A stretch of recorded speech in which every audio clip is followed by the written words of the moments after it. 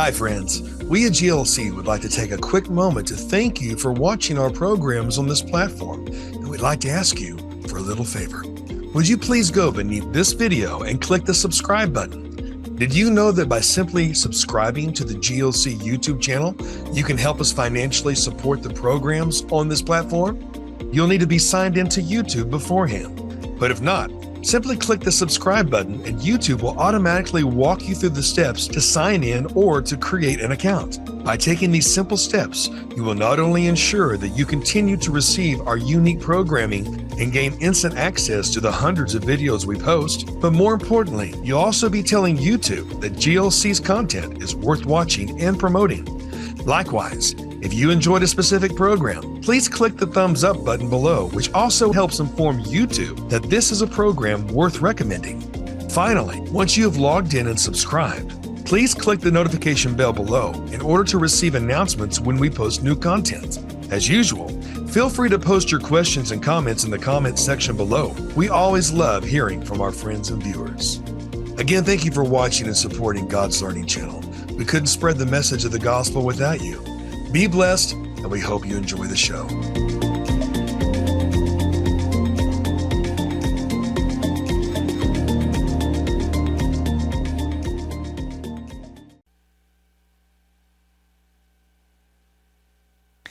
Well, shalom and welcome back to the house, the family, and the piece of land. When we left off last, we're once again taking some of these very familiar words and taking them back to that simple little picture that we still have on the board back here of what they meant when they first started, so we can understand them when they end up in our abstract world, which is a world that we all live in.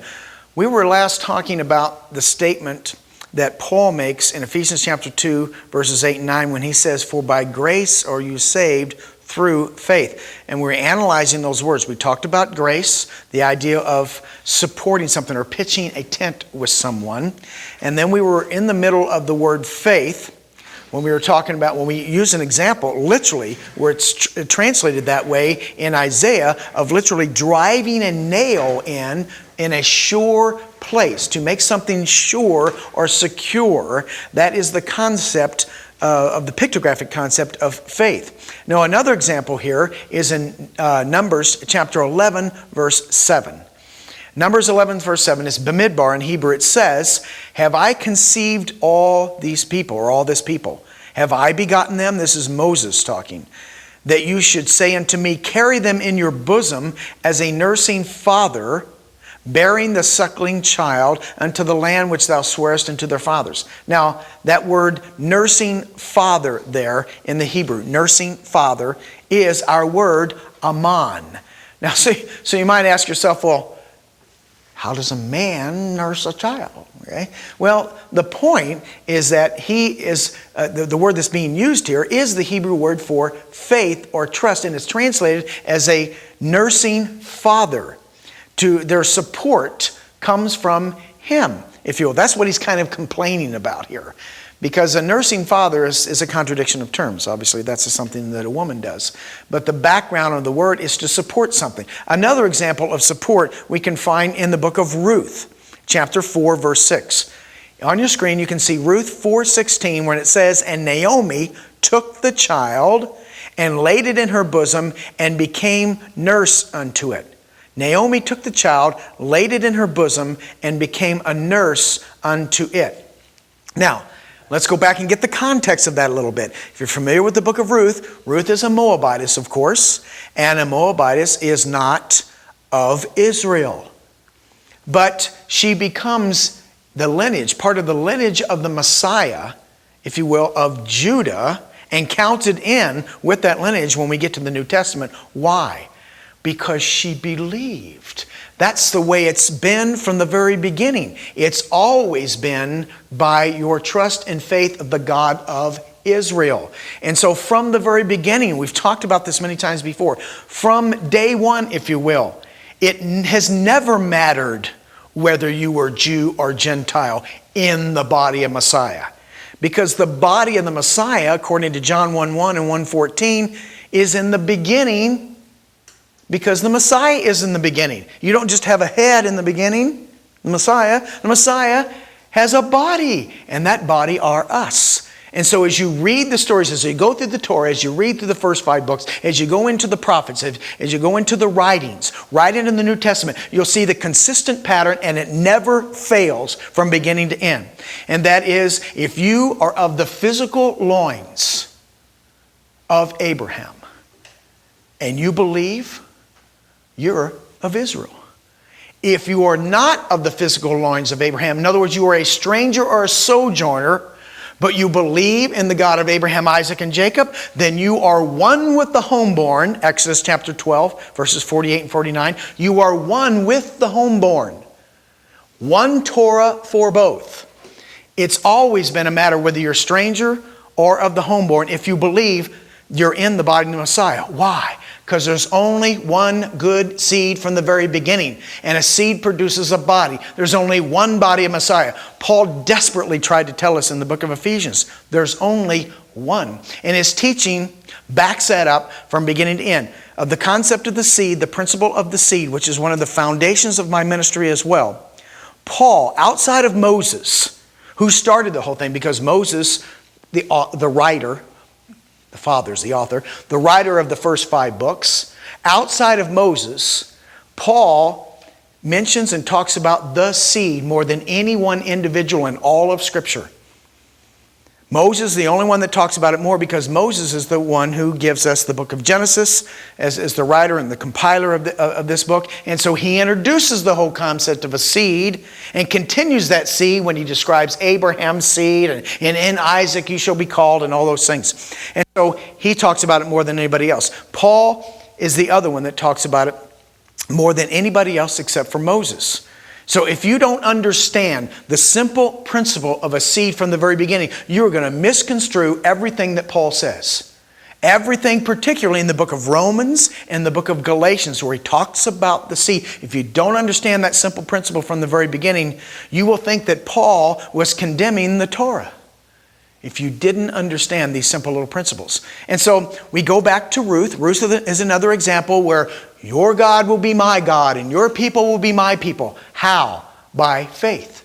She chose to follow the God that was Naomi's God, her mother-in-law. And you all know the story. And then she ends up marrying Boaz. And Boaz and Ruth have a child.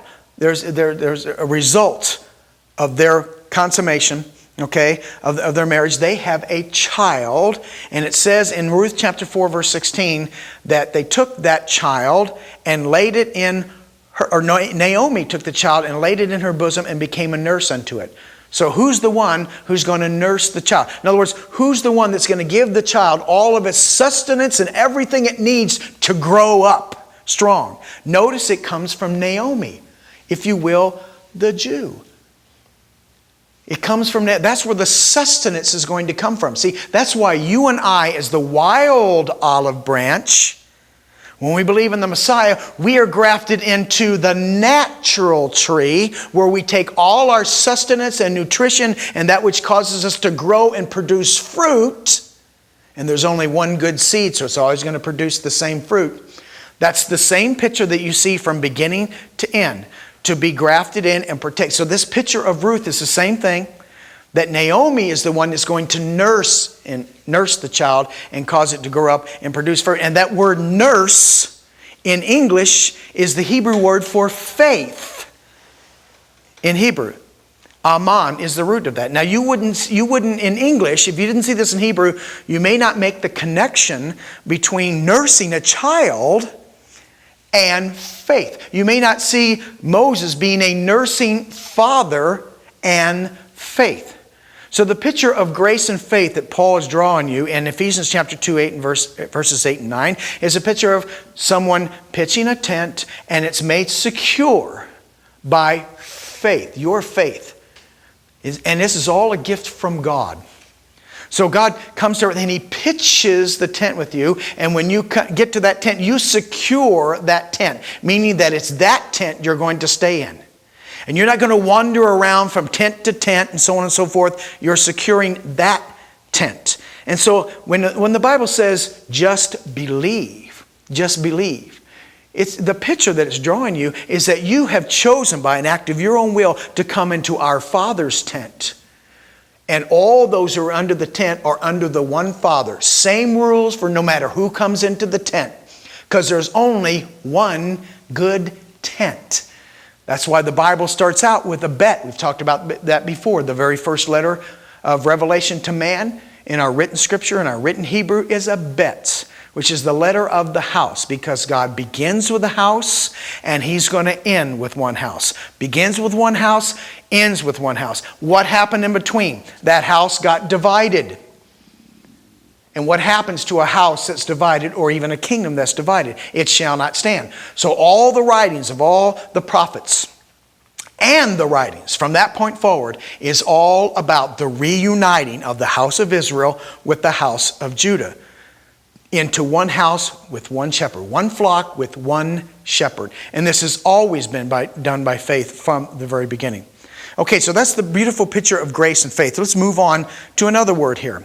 In Psalm chapter 23, verse 3. Now, we've talked about this very briefly as well in one of the past shows, but I'm going to do it in more detail this time. Psalm 23, verse 3 says, He restores my soul. He leads me in the paths of righteousness for His name's sake.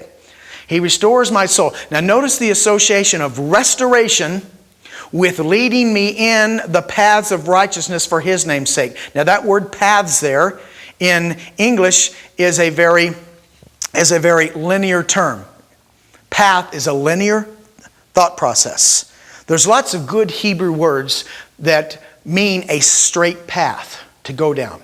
Derek and Oric and Nativ and words like that. But this is not one of them here. This is the word that we've discussed before. This word translated as paths is agol in the Hebrew. Agol. That is an ayin, a gimel, and a lamed. Ayin, gimel, lamed. Now that word means to make a cycle. We've talked about this before. To make a cycle. You'll notice in Hebrew that many words, or all the words in Hebrew that have a G and an L in them, have something to do with something starting out and returning right back where it came from, or something that's rolled over. Now let's talk about this word for a minute. And once again, it is a ayin, a gimel, and a lamed. Now there it is on your screen. The three letters, the ayin, the gimel, and the lamed, are gol. You start from the right and you go to the left. It means to make a cycle, a circle to go around. And it's also translated, we're going to talk about this in a few minutes, as a bull or a calf. We're going to talk about the meaning of that in just a few minutes. Agol is primarily based on the gimel and the lamed. The gimel and the lamed is the picture of the foot, or that which walks, and the lamed is the letter of something that leads. Something that leads. And so in Hebrew it ends up being something that leads in a path.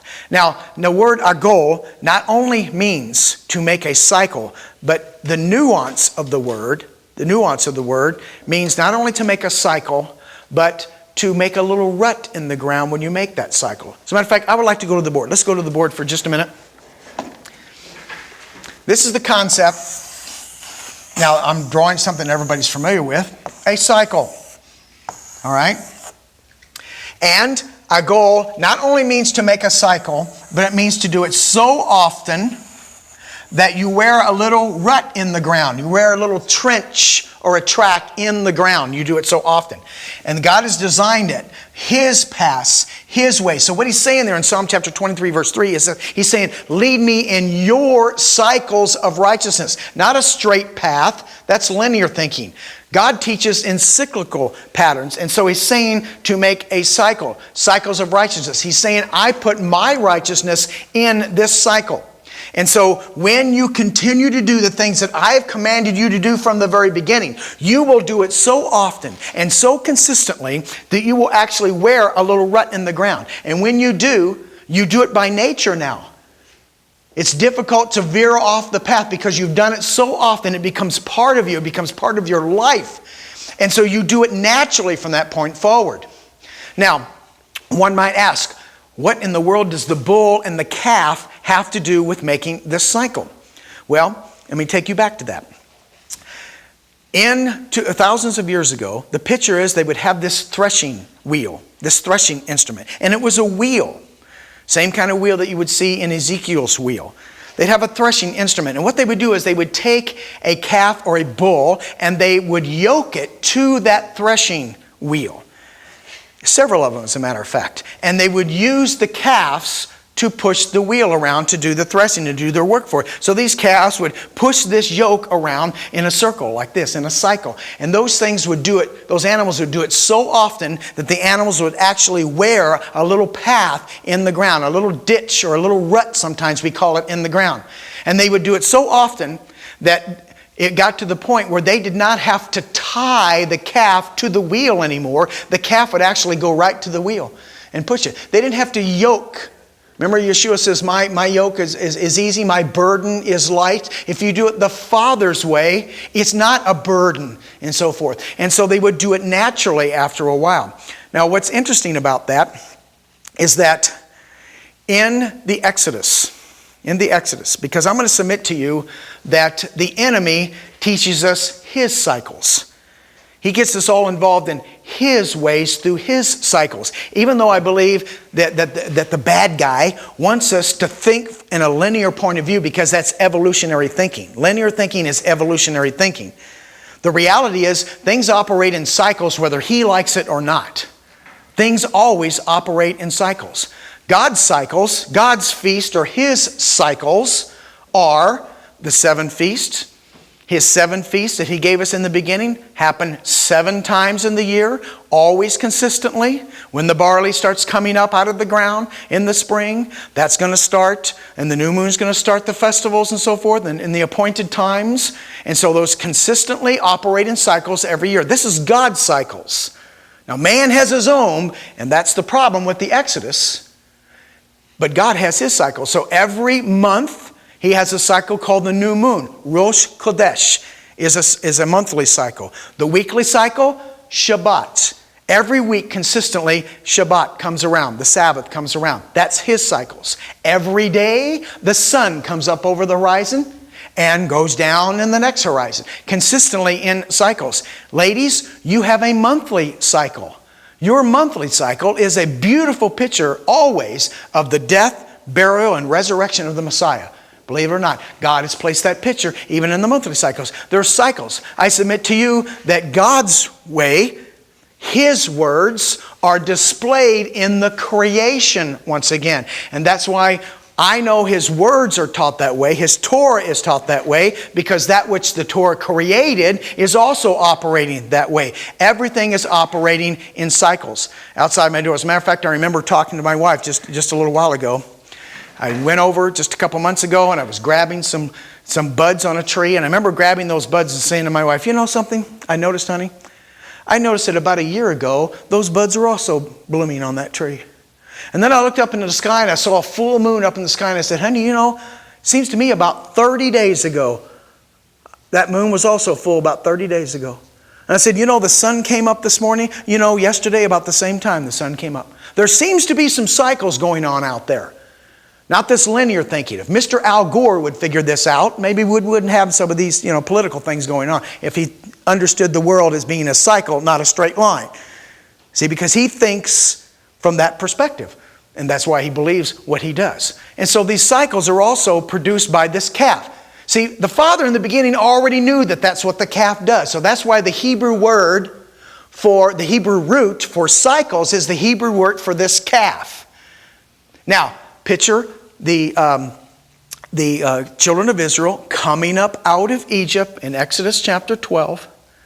And when they do, all those who had the blood on their door, whether they were homeborn believers or strangers at believers, okay, this is a picture of believers now. There was one Torah for both. And then when you read Exodus chapter 12, verses 48 through 50, 51, I couldn't be more than 9 verses off. Okay? You'll notice that all of the children of Israel come up out of Egypt. And when they come up out of Egypt, it says that there was a mixed multitude that came up with them. And so when they get out into the wilderness, this mixed multitude, I'm going to suggest to you, talks them in to making a calf out in the wilderness. And that calf is going to represent, they do it specifically at a festival, at an appointed time. They make their own calf. They make their own cycles out in the wilderness. They establish their own way of worshiping that God. And it's called calf worship. Now that word there in Hebrew is egel. It's written like this. Egel, which is a calf. The whole picture of cycles is they establish their own ways of doing things. I remember years ago, I watched a movie, and I know none of you out there watch movies, but if you have some friends that watch movies, ask them. A couple decades ago, I remember watching a movie in which at the beginning of the movie, these people come into this camp and they kill all the people except the little kids. So they kill this little boy's parents. And they capture the little boy along with their little children, and they put him on this, guess what, this threshing wheel, this wheel, and they yoked him to it, and they had him push this wheel round and around and around. And the first scene, it's a little kid. You only see him from the neck down. And the next scene, he's a young man. And the next scene, he's a bigger man. And the last scene, it's Conan the Barbarian, Arnold Schwarzenegger. Remember, he's pushing this threshing wheel around in a circle. And he's not yoked to it. And you'll notice that underneath him, you can see this little trench on the ground. That's that beautiful picture in Hebrew of why in Hebrew the word for a calf is also the word for making a cycle. And these are beautiful pictures. I would also like, as a matter of fact, let me give you another example up on the screen here. When it says in Shemot chapter 32 verses 3 and 4, it says, and all the people broke off the golden earrings which were in their ears and brought them unto Aaron, and he received them at their hand, and he fashioned it with a graving tool, and after he made it a molten calf, and they said, these be your gods, O Israel, which brought you up out of the land of Egypt. Now, these the gods that brought them up out of the land of Egypt? Oh, goodness, no. But this is a picture of them going out into the wilderness after they just received the commandments. After they just received the commandments. They go out into the wilderness and they're already doing their own thing. I mean, they just received the commandments of God, which gave them blessings and so forth. But remember, when they get down to the bottom of the mountain, because of the mixture, the mixed multitude that comes out with them, when they get down to the bottom of the mountain, it's already chaos. It's already chaos at the bottom of the mountain. So when they get out into the wilderness, once they get out there, then they talk them into making these calves. And so they establish their own calf worship, their own ways, their own cycles. But the Father said, my righteousness is in my cycles, not your cycles. And my cycles are given from the very beginning. This also happens to be this bull or this calf. According to Hosea chapter 8, verses 5 and 6. According to Hosea 5 and 6, this is also the symbol of Ephraim.